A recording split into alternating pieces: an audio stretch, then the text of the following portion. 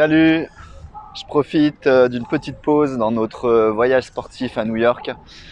Sportif parce qu'on fait quasiment tout en courant. On a pris que 2 fois le métro, une fois après l'avion et une fois parce qu'on n'avait pas trop le choix. Mais encore ce matin, on a couru 30 km. Ouais, c'était déjà une bonne sortie. On a visité énormément de choses. En une matinée, en 30 km de course à pied, vous n'imaginez même pas tout ce qu'on peut faire. C'est incroyable. Je pensais pas. Donc je profite de cet instant pour répondre à vos questions. Beaucoup m'ont demandé comment je gérais mon entraînement et comment je gérais mon alimentation pendant cette période de vacances où on fait beaucoup de sport et à la fois faut être productif parce qu'on n'a que 5 jours concrètement sur place et on a décidé de visiter le plus possible. Donc pour l'alimentation c'est facile, ouais sincèrement c'est facile, on change très peu nos habitudes, contrairement à ce que tout le monde dit, c'est super facile de trouver de la bonne nourriture, de trouver de la nourriture on va dire saine qui convient parfaitement à ce qu'on fait ici. Donc concrètement le matin on se réveille assez tôt, on a tendance à se réveiller tôt, à 6h30 on est debout, à 7h, 7h30 on commence à faire notre footing tranquillement. Donc on fait ça à jeun, on commence toujours à jeun, de toute façon dès qu'on s'entraîne, on s'entraîne à jeun, c'est une habitude qu'on a, donc je vois pas pourquoi on changerait, c'est pas parce qu'on est à New York qu'on change nos habitudes. Donc on part à jeun, 2 heures, ouais au bout de 2 heures, généralement on s'achète quelque chose à boire, parce qu'il faut quand même s'hydrater.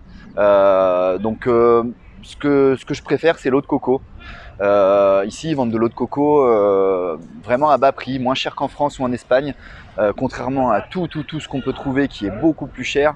L'eau de coco vraiment c'est pas cher, donc l'eau pure de coco, ce qu'il y a dans l'intérieur de la noix de coco, hein. Pas l'eau genre le lait de coco ou ces trucs là qui sont aromatisés, c'est vraiment l'eau de coco.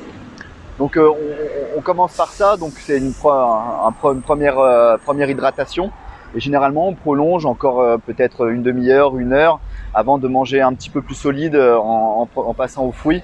Donc on fait les 3 premières heures en gros à peu près 2h30, 3 heures à jeun avec juste de l'eau de coco et ensuite on mange des fruits. Alors moi ce matin j'ai pas mangé, j'ai fait les 30 km à jeun, j'ai juste bu, mais c'était parce que c'était un choix, mais bon on trouve, à la fin de cette vidéo, je vous montrerai une photo où vraiment on trouve des étalages de fruits et de légumes. Alors c'est peut-être pas forcément la même qualité en France, c'est pas forcément organique, c'est pas forcément tout ce qu'on veut, mais c'est largement mieux que toutes les fast-food qu'on pense qu'il y a à New York. Donc en ce qui concerne l'alimentation, généralement à ce moment-là, au bout de nos 30 km, le premier jour on a fait 55 km, dont 35 en courant et le reste en marchant. Donc ce matin au bout de nos 30 km, il faut un bon apport en protéines parce que sincèrement les courbatures sont installées déjà là, donc il faut un bon apport en protéines. Et là, ce qui est indispensable quand on fait un apport en protéines, c'est le coupler avec des légumes, désolé pour le bruit, avec des légumes de qualité, idéalement cuits à la vapeur, et des crudités, c'est pas mal. Évitez de les prendre avec tout un tas d'aliments qui vont perturber la digestion et l'assimilation. Donc moi je préconise plutôt de rester sur une alimentation assez simple. Chaque repas contient peu d'aliments. Et même si on fait plusieurs repas dans la journée, on réfléchit à qu'est-ce qu'on doit prendre en fonction de l'effort qu'on a fait. Donc pour nous, protéines, donc œufs, poissons, viande, voilà tout ce qu'on trouve tout simplement, couplé avec crudité ou légumes cuits. Ici, il y a plusieurs endroits où on a acheté des légumes cuits qui étaient bonnes, pas de problème. Et les crudités, pareil, hein, il y en a partout. Et le soir, généralement l'après-midi, on repart encore pour des visites. Donc l'après-midi, c'est plutôt de la marche, on alterne marche et course. En fait, il y a beaucoup de rues parallèles et perpendiculaires et on doit souvent s'arrêter pour laisser passer les voitures. Et en fait, entre chaque arrêt, on fait quelques petits pas en course. Donc on recourt encore l'après-midi. Et le soir, on se fait un repas similaire au repas du midi. Et chose qu'on Le petit plaisir qu'on s'accorde le soir, c'est qu'on va prendre un verre. Bon, on n'abuse pas trop parce qu'ici c'est vrai que ça coûte très cher. Le verre de vin, il est à 16 $. Comme le taux de change, on se fait un petit peu arnaquer. 1 $, ça vaut 1 €. Donc ça fait 16 € le verre de vin. Et ça doit être quelque chose comme 12 € la bière, la pression. Donc c'est quand même assez cher. Mais bon, on se fait quand même ce petit plaisir. Et puis c'est tout. Voilà. Concernant l'entraînement, parce que beaucoup me demandent pour l'entraînement, donc je profite de cette vidéo. J'espère que le son ça va aller, parce qu'il y a quand même beaucoup de bruit ici. Je profite de cette vidéo pour parler aussi de l'entraînement. Donc ce que vous avez compris, on fait beaucoup de volume.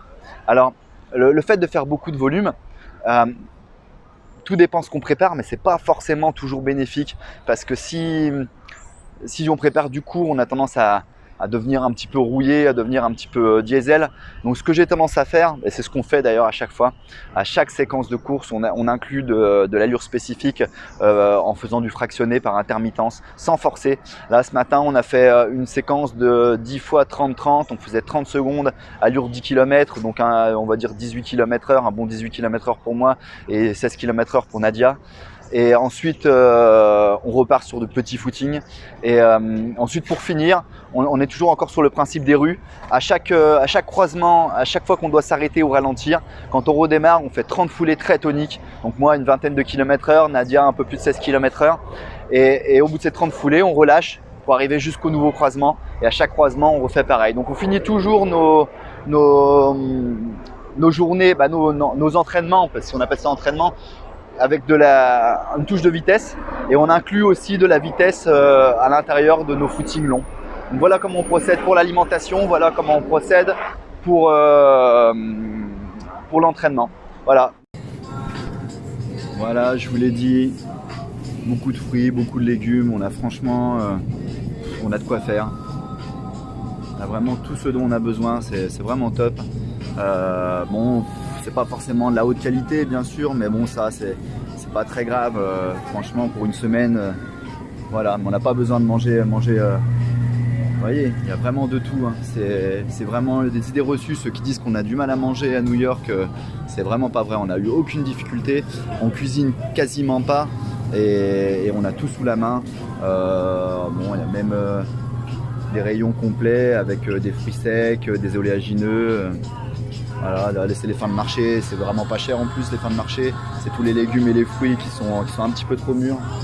Bon, il y a le rayon viande, poisson, tout ça qui est énorme. Voilà, ça c'est juste à 2 pas de chez nous, c'est vraiment pas cher. Voilà.